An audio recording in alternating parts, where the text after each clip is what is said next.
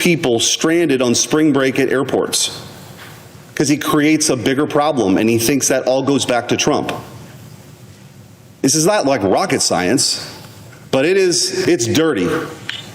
And what the Republicans have said is, the White House is dealing in good faith. These people deserve to be paid. We shouldn't be holding all these people hostage. These TSA agents who are now going to miss their third paycheck here pretty soon. Listen, I fly back and forth every week. People can't afford that. Real people can't do that. So this is where we're at. I think they want to create a dynamic like they did with the defund the police movement that they were so supportive of a decade ago with the defund ICE movement, so that they can't do their jobs, and their jobs become so difficult and their families are terrorized that nobody wants to be at ICE anymore. And then what do you have? You have amnesty for the 15 million people who are here illegally, the de facto amnesty, because they're not going to be deported. That's the truth. Now, they're not going to say it on the Senate floor, but that's really what's going on. And so, as far as I'm concerned, we're not going to do anything that kneecaps ICE's ability to do their jobs. The American people, this was on the ballot, they support deportations. They don't think that rapists and murderers who are here in this country are more important, illegally, are more important than American wives and daughters. So, that's the dynamic. Mr. President, I also point out, as we talk about the Save America Act, the graveyards of history are littered with the bones of once great republics that chose to die. Not because foreign armies stormed their gates in a single dramatic assault, but because their own leaders slowly, deliberately, and cowardly surrendered the thing that made them nations in the first place. Rome didn't fall in a day. Constantinople didn't collapse overnight. They died by 1,000 small surrenders, each one dressed up as compassion, progress, or decency, until there was nothing left worth defending. Mr. President, today this Senate stands at the same crossroads.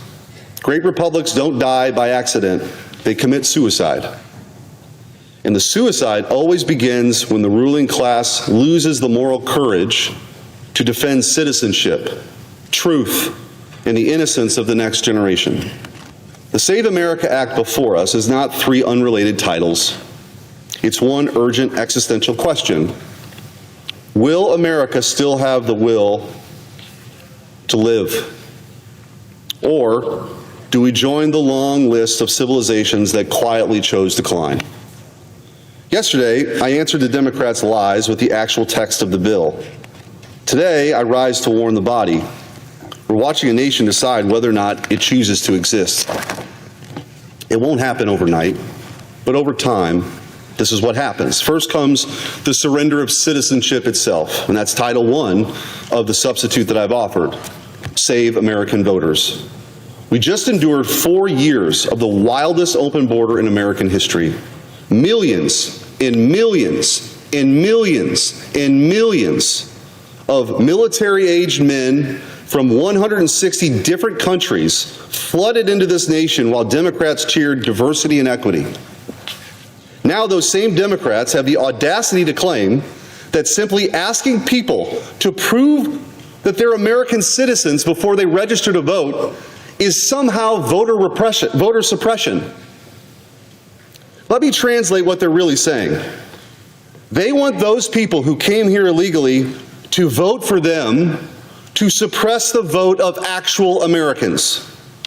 They fear actual American citizens voting more than they fear the fraud. American elections are for Americans, and we need safeguards. When I was Missouri's Attorney General, I stood in court and fought the left's dark money lawyers to defend these very safeguards. Missouri fought back. We didn't settle. We fought back and we won. The American people deserve that same victory here. Because when citizenship becomes optional at the ballot box, the republic itself becomes optional. Next comes the surrender of truth, Title II of the Save America Sports provision of this underlying substitute. A civilization that lies about something as basic as the difference between men and women has already begun a death spiral. Title II simply says what every normal American already knows. Women's and girls' sports are for women and girls. Biological males cannot declare themselves women and steal scholarships, records, locker rooms, and safety from actual females. We have watched this fraud unfold in real time. Boys with superior strength and bone density dominating girls' competitions while the ruling class calls it inclusion. Isn't this wonderful? Isn't this progress?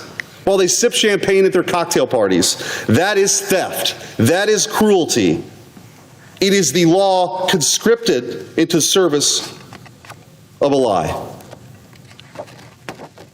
I have 2 daughters in Missouri who love sports. They should never, ever be forced to surrender fairness, privacy, or physical safety so that Washington elites can pretend their biology is a mere suggestion and feel good about themselves at cocktail parties. A nation that tells its own daughters they must accept boys in their locker rooms has already lost the will to tell the truth about anything. Finally, we reach the most unforgivable surrender of all, the betrayal of our children. Title III, Save American Children. This title draws on a clear moral line against the genital mutilation and chemical castration of minors. It says that confused children do not need scalpels, cross-sex hormones, or lifelong medical dependency. They need protection.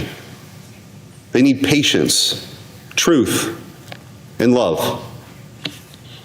What the other side calls quote-unquote gender-affirming care is nothing less than a profit-driven scandal. When big pharma and activist doctors turn childhood confusion into permanent patience and permanent revenue streams. Children are not ideological property. They are not raw material for adult experiments or corporate greed. A decent civilization does not answer a child's distress with irreversible harm. The final sign of a dying civilization is when it sacrifices its own sons and daughters on the altar of adult delusion. Mr. President, I look around this chamber right now. Watch the Democrats on this floor today melting down, screaming about Elon Musk, changing every subject except challenging and changing the subject on everything except the actual text of the bill before us. Democrats are not debating this legislation because they cannot defend what this bill exposes: open borders, an open season on America's daughters and children. They prefer managed decline so long as they're in power. This Senate was not sent here to manage decline. Enough with the slow motion suicide of this republic. The American people did not send us here to preside over the death of a country. They sent us here to fight for its life and for renewal. Working families in Missouri and across this nation are done. Done with citizenship being treated like a suggestion. Done with their daughters being erased in the name of inclusion.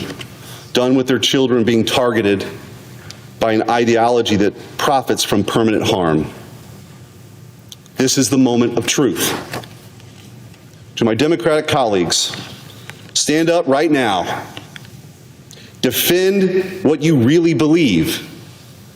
Tell the American people on the record, that citizenship should mean nothing at the ballot box, that boys belong in girls' sports, and that children should be chemically castrated and surgically mutilated in the name of quote-unquote care.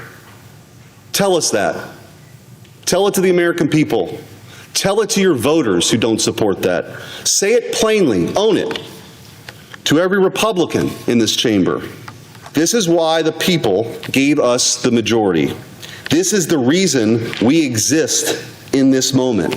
No more excuses. No more polite theater. No more managed decline. pass the Save America Act, restore the ballot to American citizens, defend our daughters from fraud, shield our children from harm, prove once and for all that America still has the will to live. The age of excuses is over. The time to fight for the life of this republic has arrived. Mr. President, I yield.